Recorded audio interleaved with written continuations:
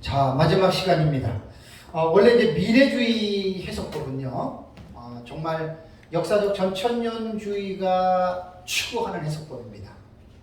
그런데 이 미래적 해석법은 이단과 사입이 시한부 종말론자들도 다 이쪽으로 지금 몰려 있어요. 그래서 더더욱 조심해야 됩니다.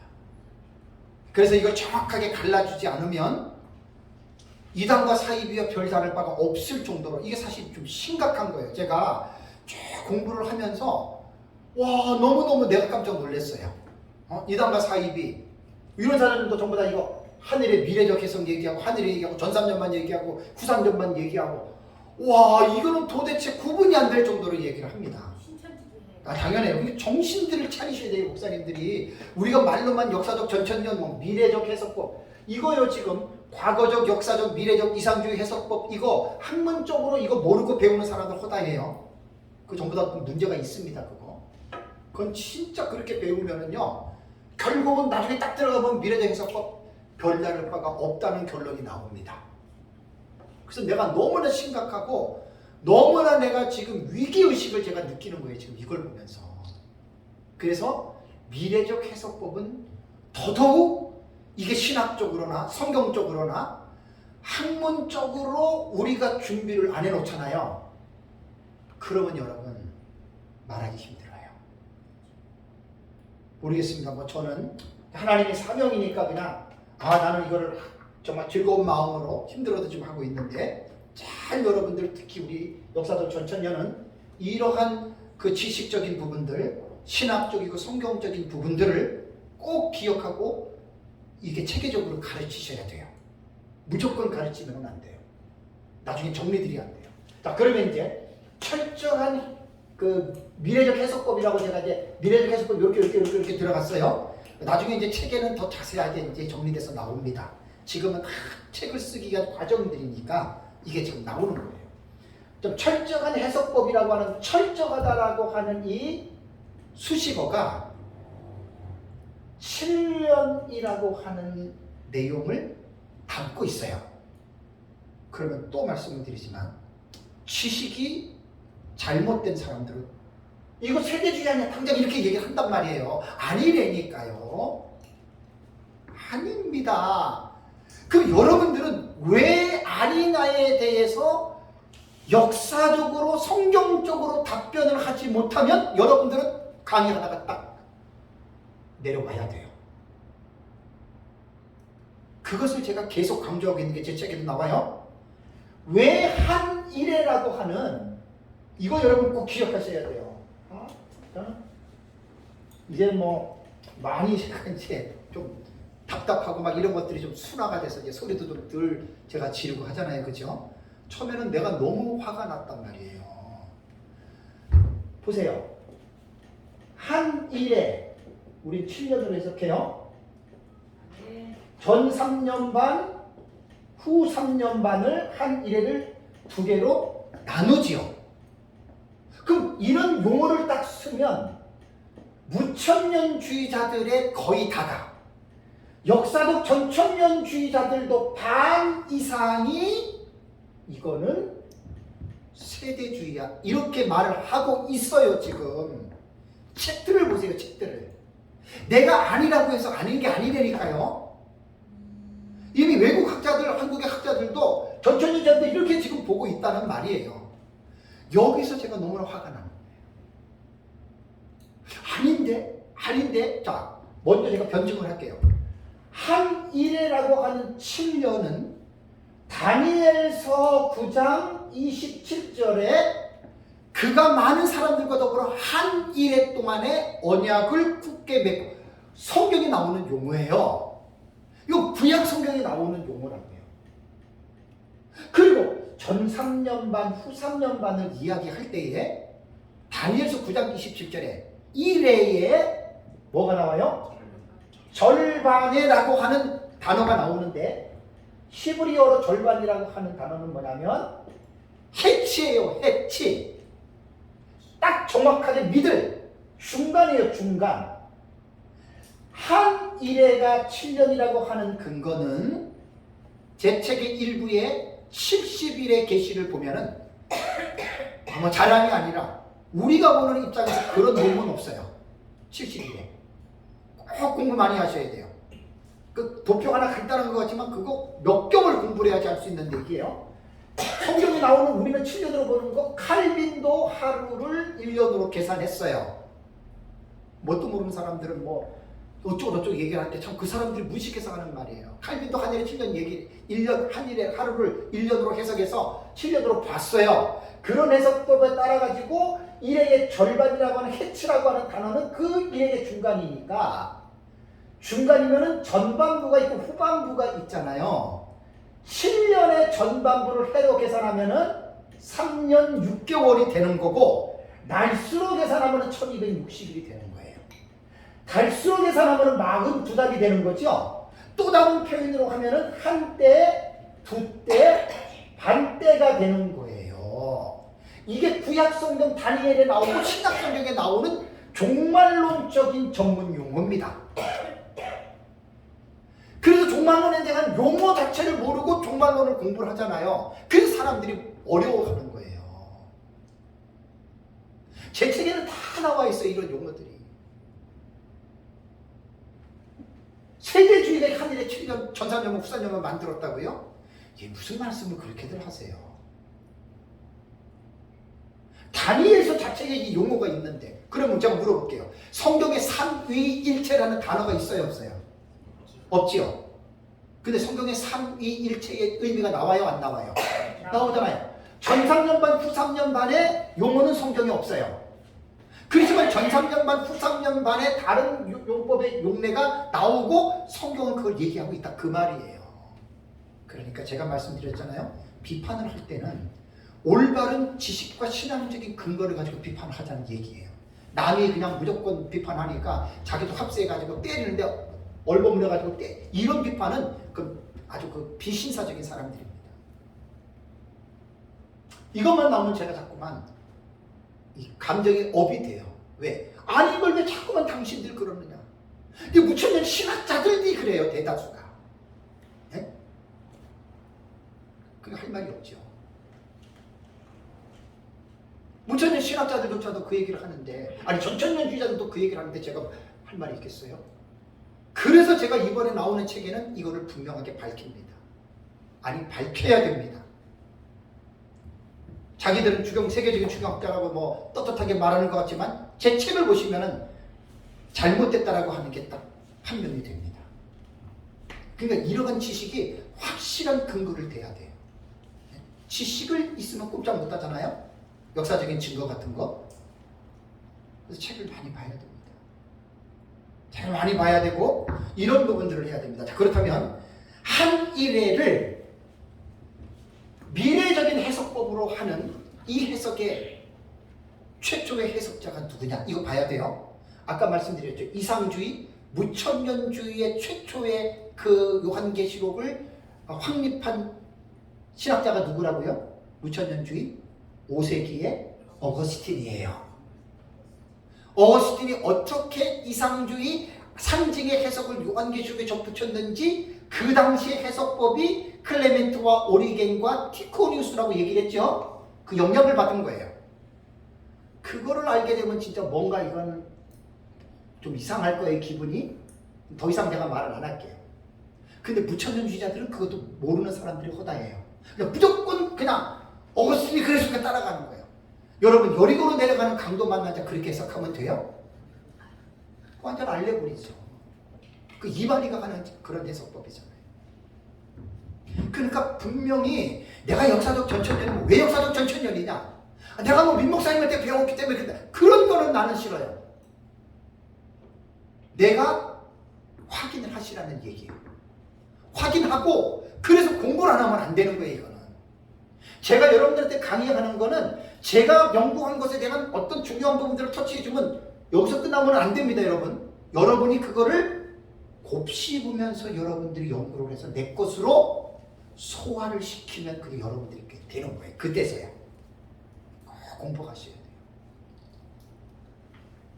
한일회를 미래주의로 해석하는 최초의 신학자가 누구냐면 이건 근거 있는 얘기입니다. 근거 있는 얘기. 제 책에 다 나와요.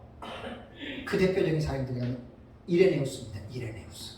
왜? 글이 있어요.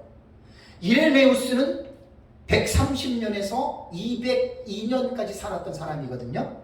그러니까 2, 3세기 거부예요. 그러니까 2세기에 이 거부가 되는 사람인데, 이레네우스는 스승의 폴리갑입니다. 폴리갑의 스승이 사도 요한이에요. 여러분, 누구한테 배웠겠어요? 자, 그러면 이레네우스에 대한 글을 제가 정성욱 박사 논문에서 말씀을 드릴게요. 자, 이레네우스는 제 책에 나오는 겁니다. 이 적그리스도가 이 세상에 있는 모든 것을 황폐하게 할 것이요. 그 다음에 이레네우스는 그는 3년 6개월을 통치하게 될 것이며 예루살렘에 있는 성전에 앉게 될 것이다. 그러니까 모르는 사람들은 이거 보면 무슨 말인지 몰라요. 최소한 종말론을 연구하는 사람들은 이레네우스가 뭘 말하는지 알고 지금 딱 보면 나오거든요. 이 세상의 모든 것을 황폐한데 이건 적그리스도가 그 역할을 말했고, 3년 6개월은 계시록 13장에 42달로 나왔죠. 적그리스도 후 3년 반 42달 동안 사단으로부터 전무후무한 오소리티, 권세를 받는 거예요. 엄청난 기적을 행합니다. 그리고 예루살렘 성전에 앉는다. 데살로니가 후서 기억나세요? 2장 불법의 사람 멸망의 아들이 나타나서 하나님의 성전에 앉아서 자기를 하나님이라, 똑같은 거잖아요. 요한과 사도 바울이 성경을 쓸 때 서로 약속을 하고, 야, 우리 적그리스도에서 우리 쓰자. 그러니까 바울 너는 불법의 사람 멸망의 아들로 하고 나는 바다에서 올라오는 짐승으로 할게. 이렇게 합의하고 썼습니까, 성경을? 아닙니다. 아닙니다. 성경의 이 통일성이라는 게 너무너무 놀라워요. 구약과 신약 성경이 약 1600년 동안에 40여 명의 성경의 저자들이 썼는데, 이 사람들이 한 자리에 모여서 우리가 성경을 이렇게 쓰자라고 모여서 회의한 적이 한 번도 없습니다. 그런데 놀랍게도 그 성경을 창세기부터 계시록까지 우리가 성경을 연구하다 보면 기절할 만한 사실이 나오죠. 어쩌면 이들이 1600년이라고 하는 긴 시간을 가지고 있었던 40여 명의 사람들이 어쩌면 이렇게 서로 약속을 하고 쓴 것처럼 성경을 그렇게 썼느냐. 이게 기절할 만한 노릇이에요. 그래서 성경을 쓰게 한 원저자는 누구예요? 홀리 스피릿입니다. 파라클레토스, 성령이 쓰게 하신 겁니다. 놀랍지 않습니까, 여러분? 그러니까 이게 적그리스도, 이레네우스가 딱 우리는 척하면 뭐고 툭하면 무슨 소리예요? 툭하면 무슨 소리예요? 호박 떨어지는 소리예요. 아, 호박 가서 따오면 돼. 우리 종말론 연구한 사람이 이렇게 딱 글 보면 알잖아요. 자, 그 다음에 히폴리투스입니다. 히폴리투스는 이레네우스 제자예요. 히폴리투스는 뭐라고 얘기를 했냐면 그 논문에서 그리스도와 적그리스도로 하는 논문을 썼어요.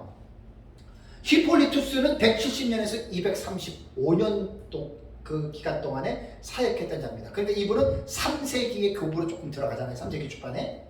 근데 이 논문에서 보세요. 참 저는 이걸 읽고 너무나 내가 감동을 받았어요. 그 다음에 이 일들이 일어나게 될 것이다. 잘 들어보세요. 한 일회가 두 부분으로 나누어질 것이요. 한 일회가 어떻게 해요? 두 부분으로 나누어질 것이다. 다니엘서를 보고 얘기를 한 거예요. 그 다음에 뭐라고 얘기를 했냐면 포악하여 가증한 것이 나타나고, 이게 누구예요? 포악하여 가증한 것이? 안티크리스토스예요. 적그리스도예요. 그 다음에 두 증인과 주의 길을 준비하는 자들의 사역이 끝나게 되고, 두 증인이 누구예요? 11장 나오잖아요. 그러면 보세요. 이 히폴리투스는 다니엘서에 나타나는 70일의 계시 중에 남은 한 일회와 요한계시록에 있는 사건들을 한 일회를 인벌브 연결시킨 거예요. 2, 3세기 시대.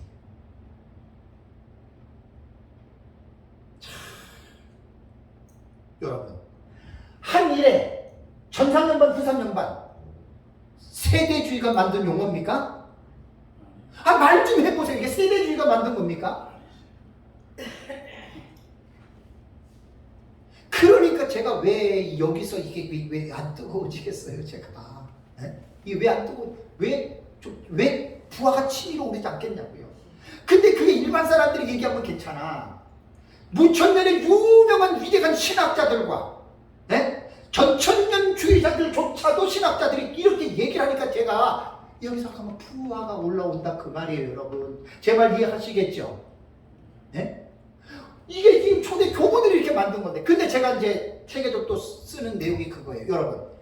히폴리투스와 이레네우스가 이런 말을 했다고 해서 이게 사실입니까? 아닙니다. 아닙니다. 히폴리투스와 이레네우스는 이 지식을 어디에서 가지고 왔어요? 원래 프라이머리 소스가 어디예요? 성경이잖아요. 그게 어디예요? 다니엘서와 요한계시록이잖아요. 저는요, 처음에 민목사님들이 하늘에 배우고 처음 들고 믿어지더라고요. 그래가지고 그냥 막 이게 그런 줄 알았어요. 그 막 자신있게 얘기했거든요. 다른 책들을 보다 보니까 어머, 우리가 생각하는 것과 다른 사람이 생각하는 게 달라요. 그 자꾸만 책을 보기 시작한 거예요. 근데 제가 본 게 그냥 무명인들이 쓴 책이 아니고 세계적으로 유명한 주경신학자들, 요한계시록 전문가들, 상당히 처음에 제가 의아했어요. 그러면서 제가 이런 식으로 지금 발전시켜 나가는 거예요. 그러니까 제 주장은 지금까지 한일의 해석법을 세대주의로 몰아붙이는, 왜? 그 사람들 책 다 지금 있거든요. 그 사람들에 대해서 일종의 경고장을 날리는 거예요, 제 책은. 그것도 무명한 사람이. 에? 세계적인 유명한 사람들에게. 나는 100% 자신이 있습니다. 왜? 역사 속에서 내가 근거를 갖고 왔잖아요. 성경에서 가지고 왔잖아요.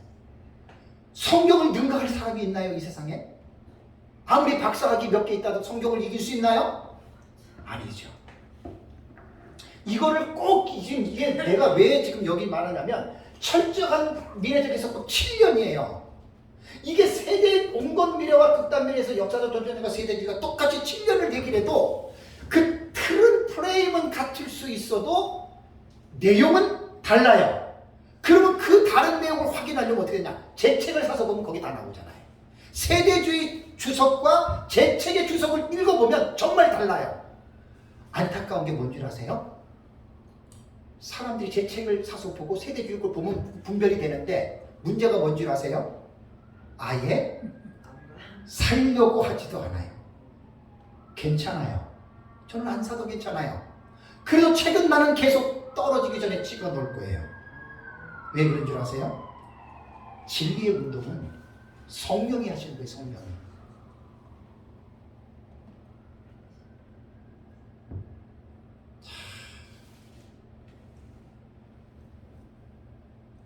그래서 이제 한일의 해석법의 실례가 한일을 보는 도표 저거예요. 제 스승인 민병성 목사님이 평생 동안 연구하면서 만들어 놓은 정리한 내용을 하나님의 은혜로 제가 거기서 수확을 하고 제가 종합적으로 정리해서 만들어 놓은 거예요. 그리고 저 도표는 종합적인 정리는 제가 했기 때문에 저 도표를 설명할 책임이 저에게 있어요. 그래서 이번에 쓰는 책이 저 책을 쓰는 거예요. 그래서 저 책 앞에 일부에 요한계시록 독법을 먼저 지금 강의하는 내용들을 추려가지고 넣고 2부에 한일을 보는 요한계시록 교표 저거를 쓰는데 잘 여러분 이해하셔야 됩니다. 저것이 절대적이 아니라는 거. 이해하셔야 돼요. 단지 저것은 뭐냐? 역사적 전천년 종말론 신학을 가진 사람들 중에 한일애를 철저한 미래적으로 해석하는 해석법의 한 가지예요. 여러분 이거 잘 이해해야 됩니다. 수천 가지의 해석법 중에 저건 몇 가지? 한 가지예요. 이게 우리가 겸손하게 지금 표현을 하는 겁니다. 자, 입장 바꿔서 저것만이 다다. 그럼 어떻게 되겠어요? 이제 그렇게 얘기를 하면 안 된다는 거죠. 어느 누구든지 간에. 어느 누구든지 간에 내가 하는 거는 어떤 종말론의 신학과 입장을 가지고 사건을 어떻게 보고 그런 것에 나는 하나다. 이게 하나님이 기뻐하고 겸손한 자세라 그 말입니다. 또 높아심에서 말씀드립니다. 목사님은 자신이 보는 거 저거 확신이 없나요? 그런 얘기 하지 마시라고. 저처럼 확신 있는 사람 나오보라 그래요. 누가 있나? 교만한 게 없어요. 저처럼 저런 확신이 없어요. 그렇지만 이제 내가 작전을 바꾼 거예요. 겸손해져야 돼요. 네? 겸손하게 이것은 객관적인 입장에서 보면 그렇다는 얘기예요. 객관적인 입장에서 볼 때 그렇다는 이야기이기 때문에 수많은 해석들 가운데에 하나라고 해석을 하면 이제 진리는 어떻게 됩니까? 하나님이 드러나게 하는 거예요. 그래서 그거 나는 믿고 저는 지금 가는 겁니다. 그래서 이제 제 책에 보면 정리된 게 참 미 목사님께 잘 제가 하나님의 은혜로 정리를 해놨습니다. 정확한 신학적인 체계가 있잖아요. 우리는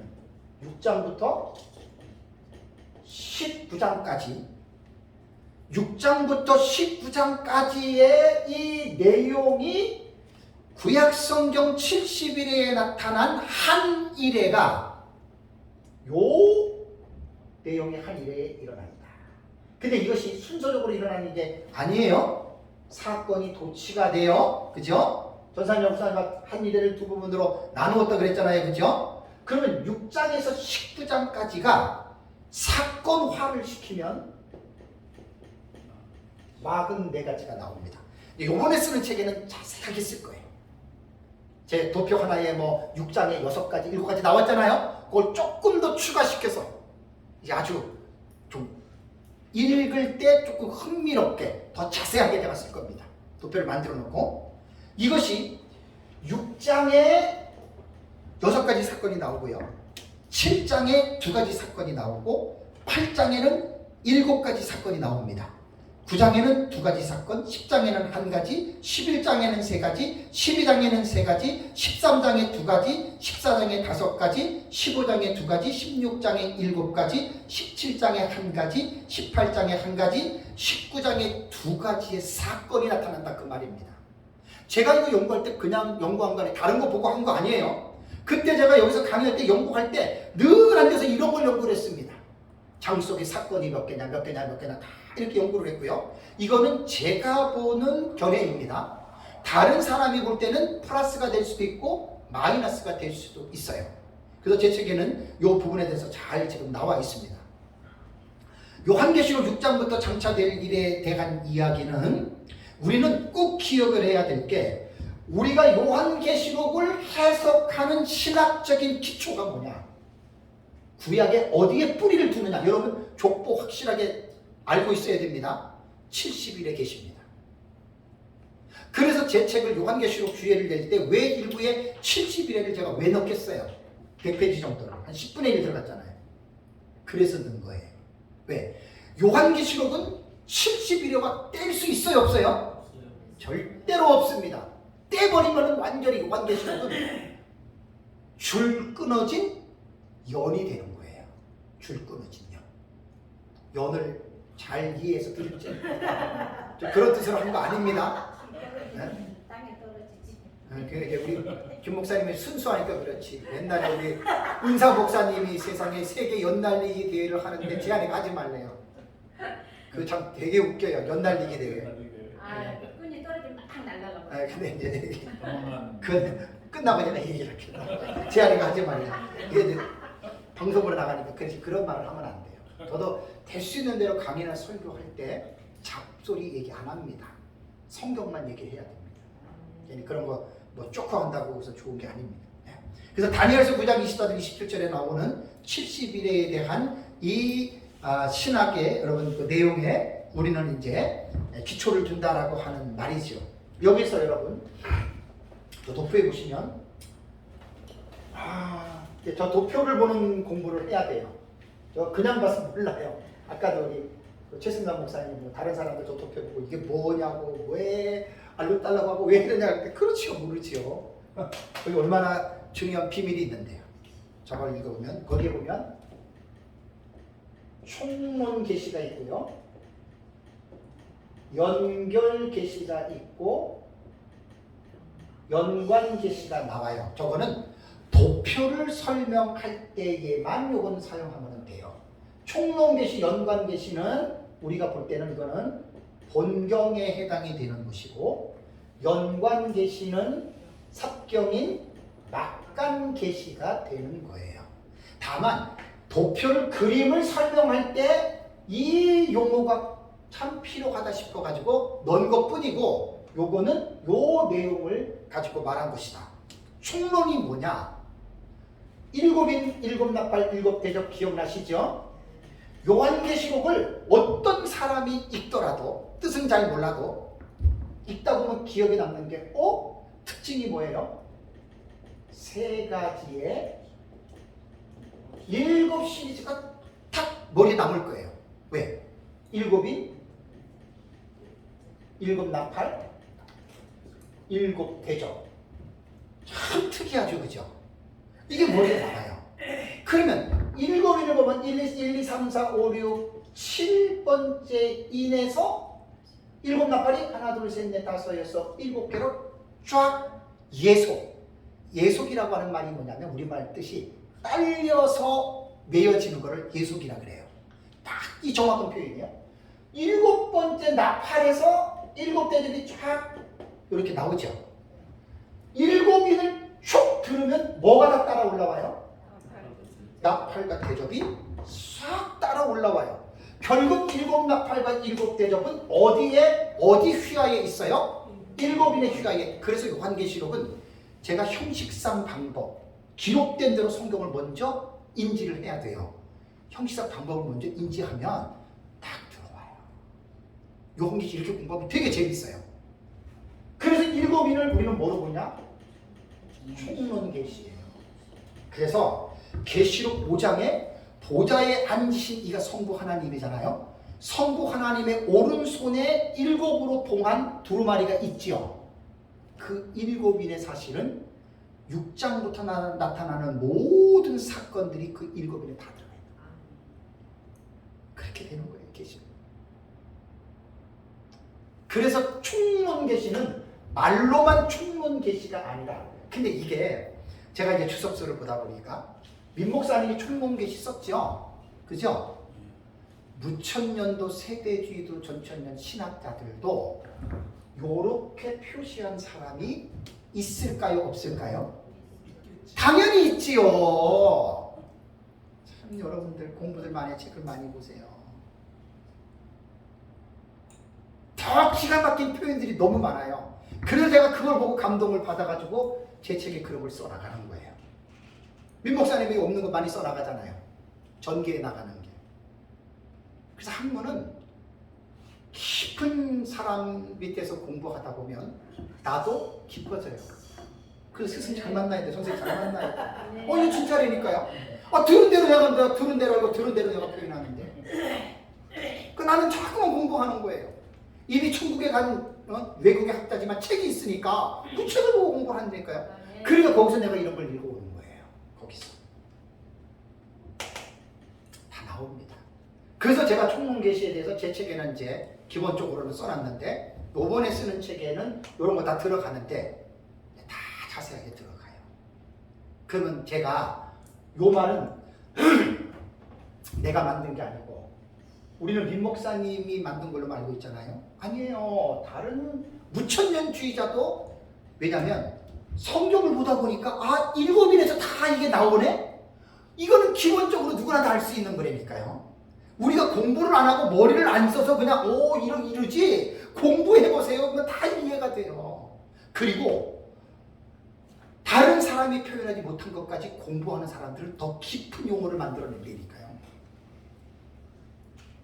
그래서 연구하는 사람이 진리를 더 깊게 밝힐 수가 있는 거예요. 아멘. 그래서 총론 계시가 이래서 총론 계시지 달래 총론 계시가 아니에요. 그래서 5장에서 보이는 일곱인으로 봉한 두루마리가 거기에 다 들어가 있어요. 그러면 사도 요한이 이 일곱인을 뗄 자가 없다는 말을 듣고 사도 요한이 엉엉 울지요. 왜 울었겠어요? 왜 올라오라 그랬어요? 그거 보여주려고 했는데 이거 뛸 자가 없어. 그러니까 우는 거예요. 근데 유대지파 다윗의 사자가 이겼기 때문에 뗄 수 있다. 이만희는 그게 자기래요. 자기가 하늘에서 7인을 뗄 때 자기가 옆에서 봤대. 그런데 이게 우리가 볼 때는 정신병자 수준이잖아요. 근데 신천지 사람들은요 박수치고 난리가 나요. 그리고 자기가 이긴 자가 뗀다 그랬잖아요. 분명히 예수 그리스도인데 자기가 보고 자기가 이겼대. 신천지 박수치고 뭐라는 줄 알아요? 여러분 다 교회 다니는 사람이에요. 목사, 장로, 권사, 집사들 30만 명 이상이 이동했어요. 뭐라고 하는 줄 아세요? 여러분들 교회 다니면서 요한계시록 설교 들어봤습니까? 그럼 뭐라고 하는 줄 알아요? 다 못 들어봤대요. 왜 못 들은지 아십니까? 기존교회 목사들은 바벨론 목자들, 지옥 갈 목자들. 걔라고. 예, 그들은 이긴 자예요? 진 자예요? 진 자죠. 그러니까 요한계시록을 인을 뗄 수 있어요? 없어요? 못 떼죠. 그러니까 기존교회 목사들은 요한계시록을 설교 못한다 이렇게 말하면 박수치고 난리가 납니다. 자기가 직접 5장의 그 현장에 이만희가 자기가 있었다. 그러니까 정신병자예요. 그 사람은. 네? 심각한 멘탈이 파괴된 사람인데 30만 명이 넘는 사람이 거기에 박수를 치고 열광하는 이유는 바울이 고린도 교회 성도들에게 말한 것처럼 미혹하는 영, 사탄의 영을 받았기 때문에 거기에 우리는 불쌍히 여겨야 돼요.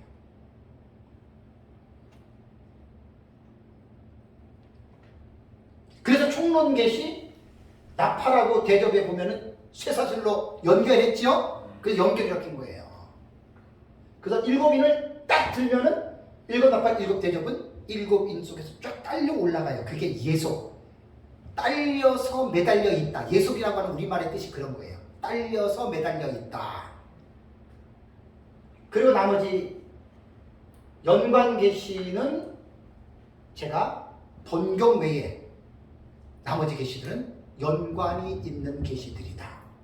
저 도표에서 그렇게 이름을 정해놨어요. 다음에 극단적인 미래주의. 요거 이제 세대주의거든요.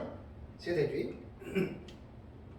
세대주의는 무조건 잘못됐다라고 말을 해서도 안 되고 잘못된 부분들은 분명하게 얘기를 해야 되고 우리와 같은 부분도 분명하게 말할 수 있어야 되고 우리와 비슷한 부분도 분명하게 말할 수 있는 여러분들이 돼야 됩니다.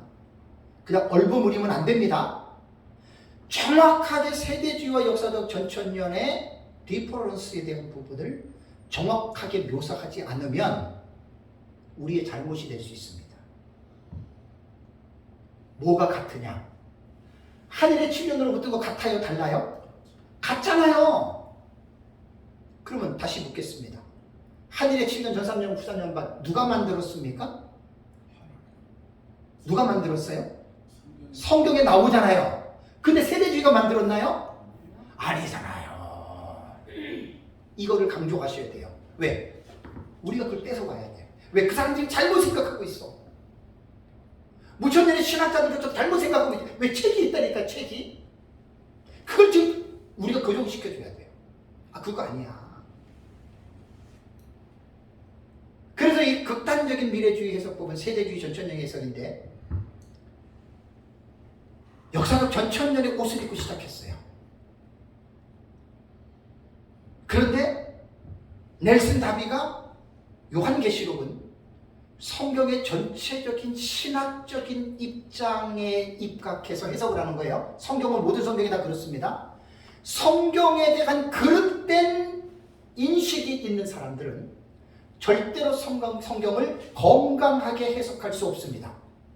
꼭 기억하셔야 돼요. 신학이 얼마나 중요한지 몰라요. 그러니까 넬슨 다비가 그 당시에 영국이 엄청난 어떤 그러한 안 좋은 상태에 있었거든요. 영국이 엄청나게 안 좋은 상태에 있었는데 그때 넬슨 다비가 영국의 그 국가 공교회 있잖아요. 그 교회에 대한 그 상처가 되게 많았고 그 당시엔 또 그랬어요.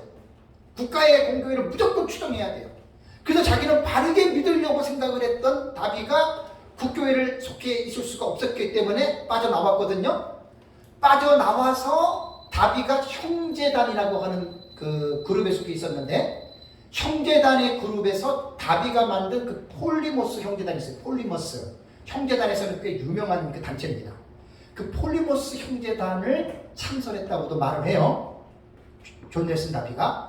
그러니까 그 뭘 제가 말씀을 드리냐면, 경건하게 바르게 살려고 하는 경건주의자들이 가지고 있는 신앙적인 특성과 중심은 가지고 있었지만, 성경 전체를 건강하게 해석하는 개혁신학적인 입장이 부족했다는 거예요. 오늘날에도 선교단체 있잖아요. 뭐 예수전도단, CCC, 내비게이터부터 시작해가지고 유명한 세계적인 선교단체 있잖아요. 그 선교단체의 장점이 뭐냐면 삶을 대단히 강조를 해요. 그건 본받아야 하지만 가장 큰 취약점이 뭐냐? 신학에 대한 깊이가 없어요. 왜? 초교파적으로 모이는 단체이기 때문에 그래요.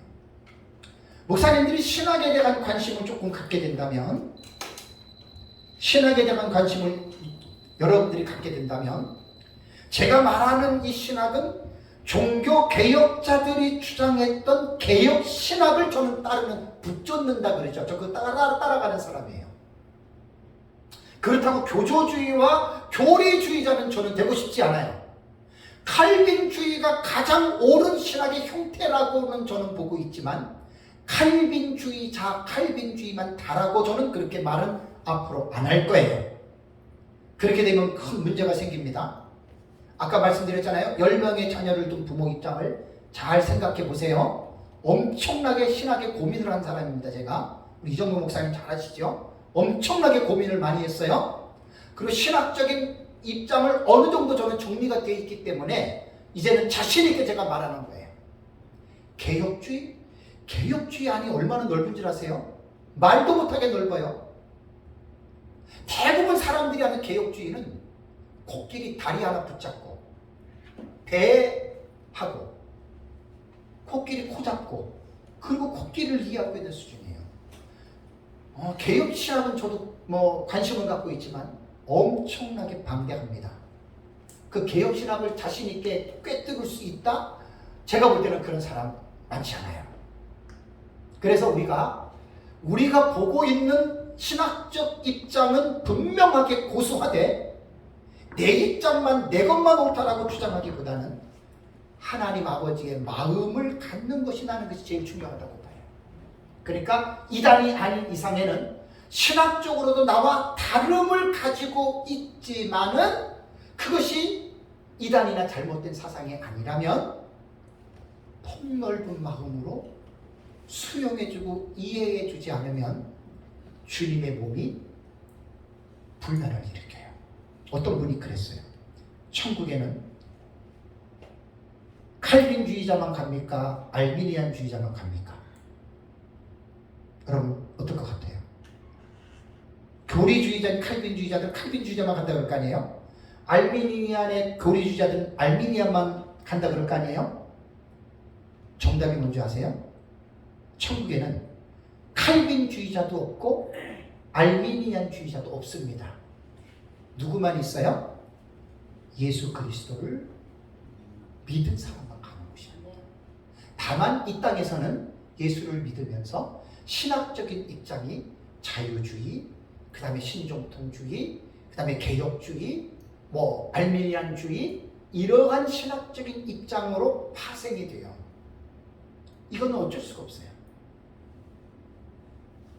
이 부분을 명확하게 이해할 필요가 있다라고 하는 말입니다.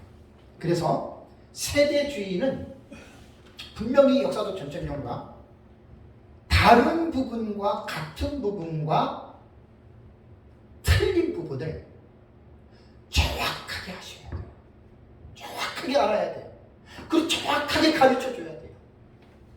그러면 그것이 정확하다, 정확하지 않다, 맞는다, 틀린다라고 하는 기준이 있어야 될 거 아니에요. 기준이. 그것이 준거의 틀이라고 그래요. 신학적인 준거의 틀이 뭐냐, 기준점이 뭐냐, 그것이 성경이 돼야 되고 그것이 신학이 돼야 돼요. 신학에 대한 성경적인 해석이 준비가 안 된 사역자들은 이런 것들을 구별을 못해요. 이단과 사이비도 잘 몰라요. 무조건 예수 믿었다 그러면 그냥 다 구원받은 줄 알고 있어요. 그렇지 않아요. 폭넓게 성경에 대한 부분을 이해해야 됩니다. 자, 세대주의에 대해서는 저도 이제 공부를 조금 더 하고 연구를 해야 될 부분이 뭐냐면, 전에도 몇 번 말씀을 드렸지만 초창기 세대주의를 고전적 세대주의라고 부릅니다. 이게 클래시컬이에요. 클래시컬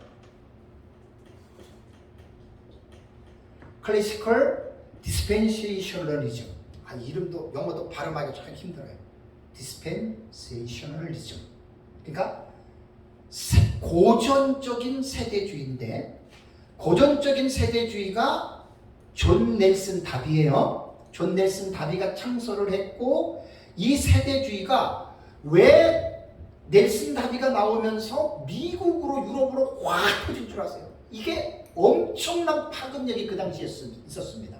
왜냐하면 종교개혁 이후의 종말론은 무천년이 한 70% 대세였거든요. 전천년은 있었어도 미미했어요. 근데 넬슨 다비에 의해서 세대주의가 역사의 세계에서 출현하면서 전천년의 그 사상을 리바이벌한 거예요. 근데 전천년의 사상을 그대로 리바이벌을 한 게 아니라 아까 말씀드린 대로 신학적인 많은 어려움과 난항과 문제점들을 안고 그냥 만드는 거예요. 근데 이 사상이 미국으로 건너가는데, 제 책에 보면 나와요. 나이가라 폭포 그 성경 공부에 아주 미국의 유명한 성경 공부 모임이 있었습니다. 여기에 다비가 초청을 받아간 거예요. 그래가지고 미국에 있는 신학자들과 교류를 하면서 자기가 정립한 세대주의 종말론을 가르치니까 미국 사람이 한마디로 뿅 갔어요. 그때 무디 있죠. D.L. 무디. 다 세대주의자 아닙니까? 그 다음에 미국 전역에 짧은 시간에 삽시간에 세대주의가 펼쳐졌던 그 지대한 공을 세웠던 사람이 누구냐면은 스코필드라고 하는 사람입니다. 이 사람은 신학자는 아니고 평신도인데, 이 사람이 관주 성경, 스코필드 레퍼런스 바이블이라고 스코필드 관주 성경을 써가지고 미국에 했는데, 우리나라 처음에 기억나세요? 성경만 나오다가 관주 성경 처음 나온 거 무슨 성경인 줄 아세요? 톰슨 성경 기억나세요? 주석 성경이잖아요. 엄청나게 우리나라에 그 센세이션을 일으켰죠. 왜? 주석이 나오잖아. 그러니까 너도 나도 비싸도 다 사봤잖아요. 그죠? 미국에 아마 이게 관주 성경은 제가 알고 있기로 뭐 최초나 뭐 아주 초창기 때 같은데, 스코필드가 관주 성경을 미국에 펼쳤는데 거의 다 주석을 다비의 세대주의의 신학 종말론을 집어넣은 거예요. 여러분, 이거 무섭습니다. 우리 SNS가 그 스티븐 잡스의 그 큰 그 공헌이 뭐지요? 그 저기 뭐라 그래요? 기계 이렇게 스티븐 잡스 그러면은 뭐 있잖아요. 그 공 할 때 뭐라 그러잖아요. 그 막 순식간에 이렇게 막 SNS 막 퍼지게 한 그 그룹 망을 뭐라 그래요? 스티브 잡스가 했던 게 그거를 한 거예요. 왜냐면 전에 같으면은 뭐 하나 사건이 나면은 막 전하려고 그러면 막 전화를 해야 되고 뭐 메일을 쓰고 편지를 써야 되는데, SNS 이 휴대폰 하나 자체가 이미 개인 컴퓨터가 됐잖아요. 네? 그거를 여는 거예요, 스티브 잡스가. 그러니까 동시다발적으로 그냥 세계 모든 사람들에게 정보가 그냥 한순간에 날아갈 수 있는, 그거를 뭐라 그래요? 스티븐 잡스가 그 해놓은 거를 무슨 시대라고 했는데, 네트워크? 예, 네트워크 개통인데 그거를 뭐 이런 게 있어요. 그러고 나서 이게 이제 막 엄청나게 이게 막 네트워킹이 그냥 막 그 순식간에 이게 연결이 됐잖아요. 그러니까 이 당시에도 관주 성경이라고 하는 게 없었어요. 근데 성경마다 주석들이 나와 있는데 그 주석이 신뢰할 만한 게 아니라 세대주의의 내용을 담고서 책이 퍼진 거야. 미국 전역에 난리가 난 거예요. 너도 나도 그 스코필드 관주 성경을 보고 막 하늘에 막 전상년반 후상년반 막 이런 뭐 환란전 휴거 막 그냥 이렇게 자세하게 살펴볼 시간도 없이 그냥 믿어버린 거예요. 성도들, 목사들이. 그래서 이 스코필드 간주 성경 영향으로 그냥 미국 전역이 그냥 세대주의가 그냥 급속도로 확산이 됐죠. 그러고 나서 이 세대주의를 대중화시킨 이 사람이 스코필드인데, 세대주의의 조직신학의 책을 쓴 달라스 신학교를 세운 체이퍼가 대표적인 세대주의자입니다. 그래서 달라스 신학교가 세대주의 신학교예요. 세대주의 신학교. 지금도 아주 굳은 전통을 이제 가지고 있습니다. 그래서 이 세대주의, 이게 고전적 세대주의 다음에 그 다음에 나온 세대주의가 뭐냐면 개정 세대주의입니다. 개정 세대주의, Revised Dispensationalism. 리바이스드라고 하는 단어를 썼어요. 이 개정 세대주의는요, 고전적 세대주의에 뒤이어서 나타난 새로운 흐름의 세대주의인데, 대표적인 학자가 누구냐? 찰스 라일이에요. 우리 신앙진대원 다닐 때, 신학 진학할 때 찰스 라일이의 신약 책을 봤거든요. 그러면 찰스 라일이의 신학을 배운 사람들은 세대주의 영향이 그 안에 들어가 있었던 거예요. 그러니까 신학자가 누구냐에 따라서 그 사람이 어떠한 신학을 추구하는지를 우리는 알 수가 있는 거예요. 뭐 찰스 라일도 그렇게 나쁜 사람 아닙니다. 세대주의자라고 다 나쁜 거 아니에요. 여러분 그거 오해하면 안 돼요. 그래서 이 개정 세대주의의 대표적인 학자가 찰스 라일이하고, 그 다음에 존 왈버드, 아주 세대주의 좀 유명한 학자입니다. 존 왈버드가 있고, 그 다음에 드와이트 펜터코스트 등이 있어요. 그러니까 이 개정 세대주의라는 명칭은 학자들이 1967년입니다. 1967년경에 이제 이들이 자기들에 대한 이 부분들에 대해서 이제 개정 세대주의라고 이제 자기들을 이렇게 설명을 하고 소개를 했어요. 그래서 이제 개정 세대주의는 사실 1950년대부터 1970년부터 1970년대까지의 세대주의의 흐름을 주도한 것이 이게 개정 세대주의입니다. 이거는 뭐냐면, 이렇게 개정됐다라고 하는 말은 뭐지요? 고전에서 업그레이드가 됐다는 이야기예요. 그 다음에 마지막으로 1980년경에 점진적 세대주의가 이제 한 단계 점프합니다. 프로그레시브, 점진적이다. 프로그레시브예요. 점진적이라고 이렇게 되는데, 이것은 최근에 이제 나타난 세대주의의 영향입니다. 제가 왜 세대주의가 고전적, 개정, 그 다음에 점진적 세대주의로 발전이 된 것을 제가 말씀을 드리냐면, 발전이 되면서 세대주의의 교리들이 바뀌어졌다는 이야기예요. 이거를 꼭 기억을 하셔야 된다는 거예요.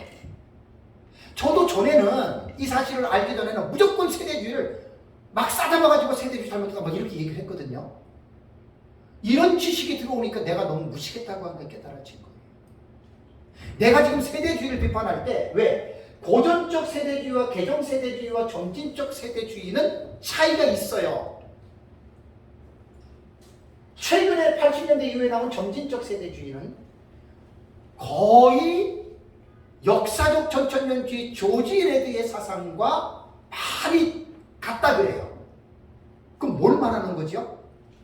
고전적 세대주의와의 어렵고 잘못된 성경 해석들을 어떻게 해요? 많이 고쳤다는 거예요. 사람은 변합니다. 정치도 사상도 시대도 변하면서 변하지요. 변하기 이전과 변화가 됐다면 그 시점을 분명하게 여러분 분별할 수 있는 것도 지혜예요. 저도 이제 조심스럽고 여러분들도 조심해야 되고, 무천년이든 전천년이든 누구든지 간에 세대주의를 비판할 때는 분명히 이 사실들을 기억하고, 비판할 때 어떤 위치에 있는 세대주의자들이 이거를 말을 해야 건전한 비판이 될 수 있다. 제 말은 그 말입니다.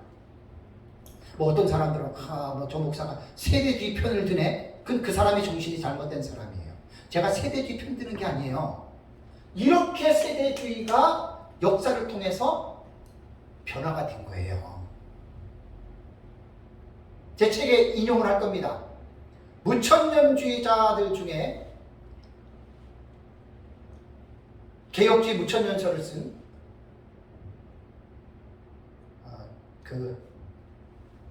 개혁주의 무천년설을 쓴 킴 리들버거, 그 사람 책에도 나오고, 개혁주의 무천년설 옹호를 쓴 무천년 학자 중에 킴 리들버거하고 샘 스톰스라고 하는 있어요. 그분이 쓴 책에도 다 이거 얘기합니다.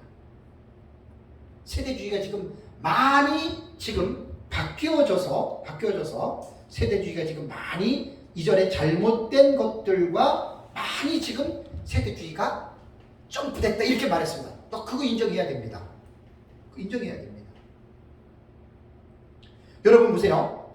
미국의 텍사스주에 달라스 신학교가 있다 그래요. 인디애나주에 그레이스 신학교가 있어요. LA에는 탈봇 신학교가 있어요. 빌라델피아에는 바이블 유니버시티가 있어요. 유명한 대학들입니다. 한국의 목사님들 여기 가서 박사학위 받은 사람 한 수백 명 아마 엄청날걸요? 지금까지 박사학위 받은 사람들. 이 학교가 무슨 학교인 줄 아세요? 다 세대주의 신학교입니다. 그러면 달라스 그레이스 탈봇 바이블 유니버시티가 잘못된 신학교입니까? 이거 되게 지금 제가 중요한 말이에요. 잘못됐다라고 말하는 사람은 무천년주의자들이 다수이겠고 전천년주의자들은 반응될 거예요. 만약에 이 미국에 있는 이 네 학교가 잘못됐다고 말하면 제가 말할 수 있는 분명한 것은 잘못됐다고 말하는 그 사람들이 문제 있는 사람들이에요. 그 사람들은 자기들 것만 옳다고 하는 사람들이거든요. 그렇지 않습니다. 학문의 세계는 넓습니다. 좁은 것만 하나만 주장하면 그건 편협적이 되는 거예요. 편협적.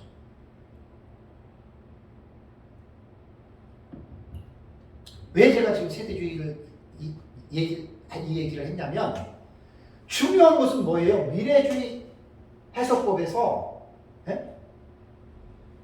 역사적 전천년주의 안에서 절충주의 해석이 있고 철저한 미래주의 해석법이 이렇게 있다는 거예요. 지금 이렇게 여기서 철저한 미래주의, 우리 여기에서는 전천년과 세대주의가 여기 들어가는데 그레고리 빌의 표현법을 빌려서 제가 온건한 극단적인이라고 제가 용어를 차용해서 지금 말을 한 거예요. 그래서 이 해석법에서 철저한 해석법은 한일의 7년 해석법이라는 말이에요. 이거에 대해서 여러분들이 확신이 있어야 되고 반드시 이 부분은 여러분들이 강의를 한다면 지식 있는 사람 손 들고 질문합니다. 저 목사님 질문 있습니다. 이거 세대주의 해석법 아닙니까? 반드시 질문하면 이거는 모르는 사람은 질문도 못해요. 아는 사람이 질문하는 거예요. 그 정 목사님 하늘의 7년법 세대주의인데 저거 세대주의 해석법 아닙니까? 그 유명한 그레고리 빌하고 누구하고 뭐 박윤선 박사님도 그러던데 그럼 뭐라고 답을 하겠어요? 이 지식이 있으면 답을 하는데 이 지식이 없으면 강의하다가 깨갱이 뭐죠? 그럼 강단에서 내려와야 돼요. 자, 저거 걸어놓고 공부를 시켜요. 첫째 이름 보고 둘째 이름 보고 셋째 이름 보고 막 얘기를 해요. 목사님 질문 있습니다. 왜 저게 저래요? 왜 왔다 갔다 하지요? 뭐라고 답하겠어요? 아, 그냥 믿어. 그냥 그런 시대 아니에요 지금은. 저거냐? 그러면 여러분들 그냥 깨갱이에요. 깨갱. 충분하게 질문하는 사람들에게 저기에 대해서 설명해 줄 수가 있어야 된다 그 말이에요. 이게 쉬운 일 아니에요. 왜냐하면 질문은 예상한 것에서 나오는 게 아니거든요.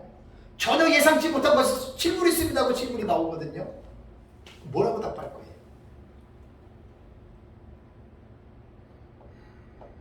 사실 제가 주경신학적인 방법으로 성경을 한 17, 18년 정도 공부를 하고 있는데 이게요, 주경신학은요 10년을 공부를 해도 표시가 안 나요.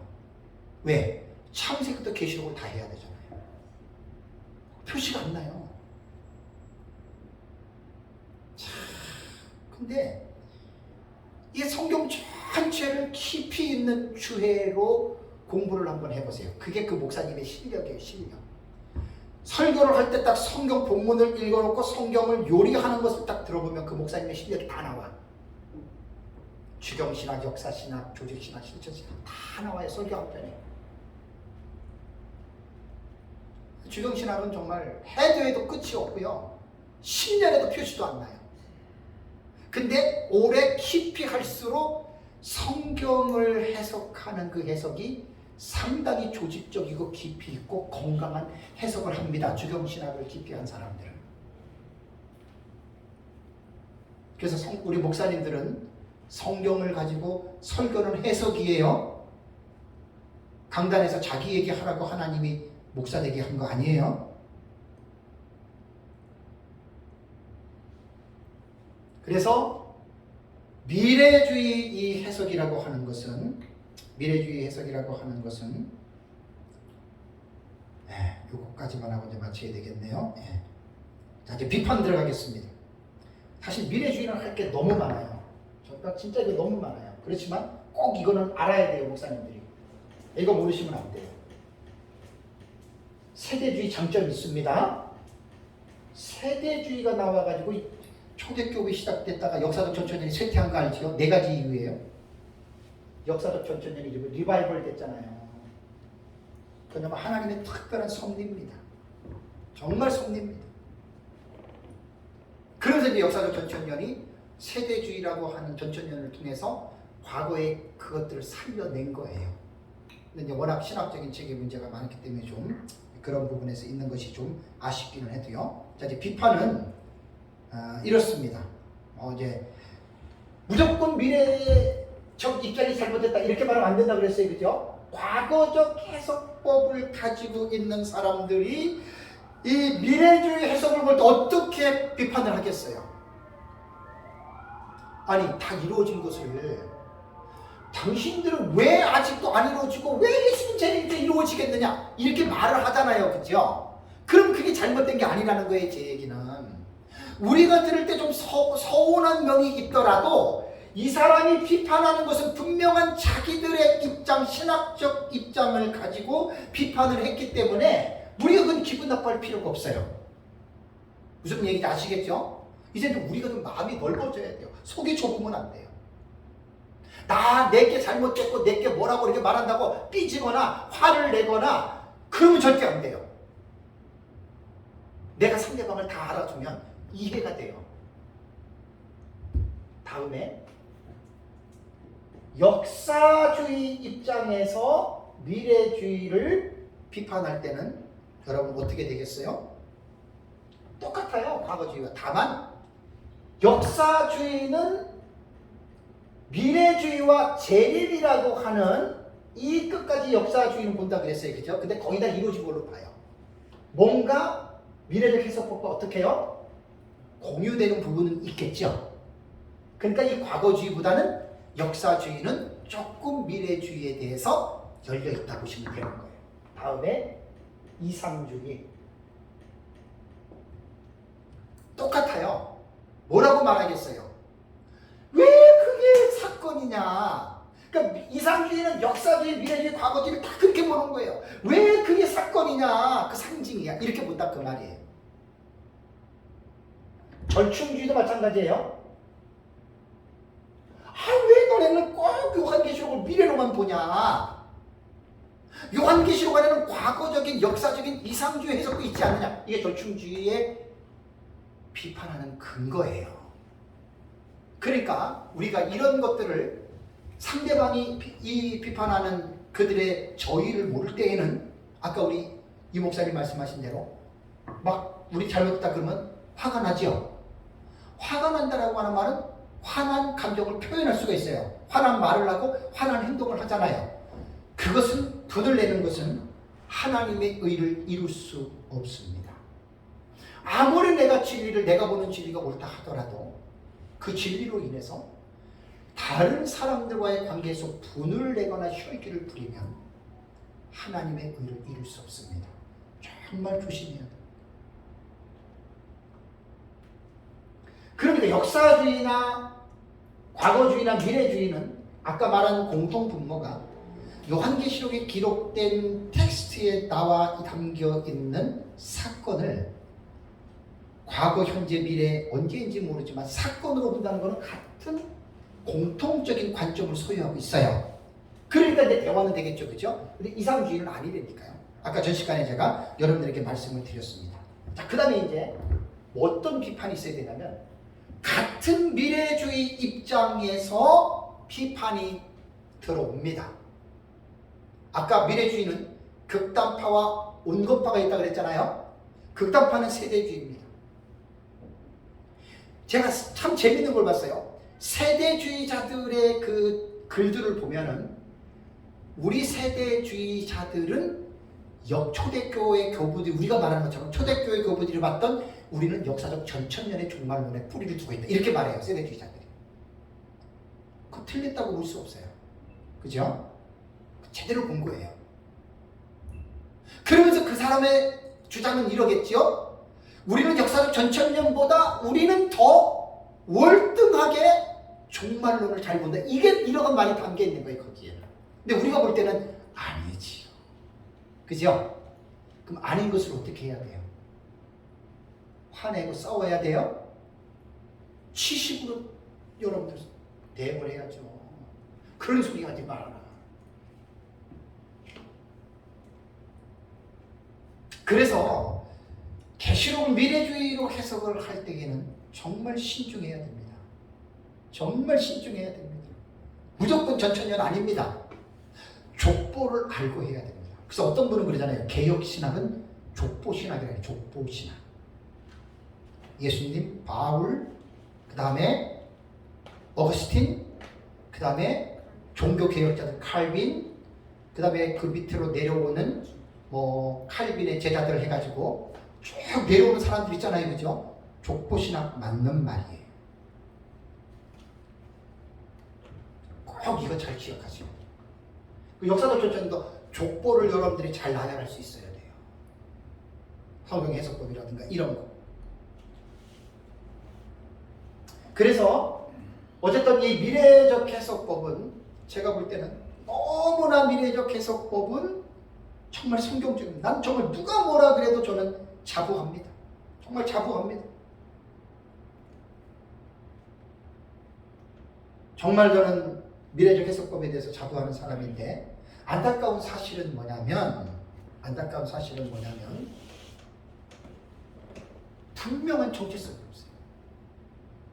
이건 너무너무 심각해. 제가 계시록 연구하면서부터 제가 막 여기서 6년 전, 9년 전에 처음 우리가 2014년에 강의를 했잖아요. 그 15년, 16년 들어가면서 제가 이 얘기를 여러분들에게 많이 제가 말씀을 드렸습니다. 역사적 전천년 정체성이 없다.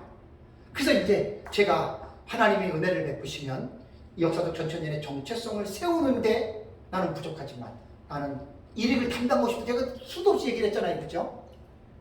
이게 분명한 정체성이 있어야 돼요. 요거를 지금 안 했네. 절충주의까지 오늘 끝내야 됩니다. 간단합니다. 절충주의는 종합적 해석법은 아까 말대로 전부 다 이렇게 종합한 거예요. 자, 좋은 점은 뭐겠어요? 다 나름대로 좋은 것들만 갖다가 각색을 했기 때문에 최상이라고 사람들은 생각을 하겠죠. 가장 큰 단점은 뭐겠어요? 가장 큰 단점은 뭐겠어요? 뚜렷한 정체성이 없어요. 그래서 저는 제 솔직한 제 마음은 지금 20-30년 전부터 절충주의 해석법이 전 세계 지금 그 신학계가 이제 그 요한계시록 쪽 해석이 그렇게 지금 이미 그렇게 들어갔습니다. 그래서 막 싸움을 하는 것은 좋은데 제가 볼 때는 뚜렷한 정체성이 사라진다는 거예요. 과거주의는 과거주의대로, 역사주의는 역사주의대로, 미래주의는 미래주의대로, 이상주의는 이상주의대로 나름대로 정체성이 뚜렷했어요. 그죠? 이 말은 뭐냐면 장로교, 감리교, 선결교, 순복음, 구세군 나름대로의 특별한 교단의 정체성은 있었죠. 근데 정체성을 전부 다 풀어헤쳐가지고 우리는 하나다. 이론적으로는 상당히 좋아 보이죠, 그죠? 이런 식으로 여러분들이 생각을 하면 됩니다. 그래서 저는 다 이 모든 것들을 저는 수용을 하고 제가 가지고 있는 중심은 그래도 저는 미래적 해석법, 그것도 철저한 미래적인 해석법으로 요한계시록을 해석하는 것이 나는 가장 올바른 해석법이라고 저는 자부한다는 말입니다. 이 말은 이것만이 다다 그런 뜻이 아니에요. 이것만이 다다 그러면 그렇지 않는 사람들은 상처가 돼요. 나는 그나마 그동안 연구를 하면서 가장 그래도 초대교회 교부들이 가졌던 종말론이 역사도 전체 내내 그들이 단초를 놨잖아요. 그죠? 그러면서 이제 그것이 초대교회에는 발전이 되지 못했어도 쭉 지금까지 내려오면서 그들이 가졌던 그러한 사상들을 역사도 전체 내내 사상을 가지고서 그리고 나름대로 제가 배웠던 우리 스승이신 민 목사님들이 배웠던 그 내용을 종합 정리하면서 이 해석법이 가장 그래도 성경적으로 올바르게 해석한 해석법이 아닌가, 저는 그것을 개인적으로는 확신하고 이 부분을 제가 다른 분들에게 제가 말씀드리고 싶다는 것이 제 결론입니다. 어쨌든 오늘은 이제 요한계시록의 사건들이 나타나요. 61가지 정도 증감이지만 사건이 나타나는데 도대체 그 사건이 언제 일어나는 거야? 이게 왜 일어나는 거야? 도대체 이 사건이 무엇을 의미하는 거야? 그걸 제가 2000년 교회 역사를 통해서 과거주의, 역사주의, 미래주의, 이상주의, 절충주의 이 5가지의 해석법이 오늘날까지 내려오고 상용화가 되고 있다고 하는 사실이에요. 그래서 특별히 이제 오늘 마지막 가장 중요한 부분을 제가 말씀을 드린다면 비판하되 마구자기의 비판을 하지 맙시다. 알고 비판합시다. 그 비판할 때는 정확하게 자기의 사상과 자기의 관점과 자기가 보고 있는 입장을 분명하게 밝히고 비판하면 그 비판은 건설적이고 건강한 비판이 될 수 있다는 말입니다.